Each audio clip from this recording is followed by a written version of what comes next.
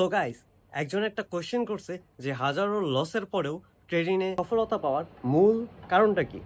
So দেখেন, ট্রেডিংয়ে সফলতা পাওয়াটা কিন্তু এতটা ইজি না। ওকে, সো এর জন্য অবশ্যই আপনাকে রুলস মেনে মেনে ট্রেড করতে হবে। সো মেইন কিছু বিষয় আমি আপনাকে বলি, মূল যে বিষয়গুলো।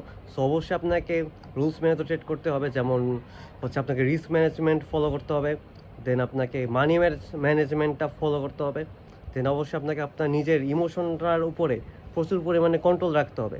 দেন আরেকটা সবচেয়ে বড় ব্যাপার যেটা, সেটা হচ্ছে আপনাকে ধৈর্য রাখতে হবে। ওকে, ট্রেডিং এমন একটা প্ল্যাটফর্ম যেখানে আপনাকে ধৈর্য ছাড়া আপনার কোনো কিছু পসিবল না। ওকে, ধরেন যে আপনার একদিন একটু লস গেল, আপনাকে যে ওই দিনই যে রিকভার করতে হবে, ওকে, এমন কোনো মানে নাই। আপনি পরের দিন রিকভার করবেন, পরের দিন না পারেন তারপরের দিন আপনি রিকভার করেন, এইভাবে।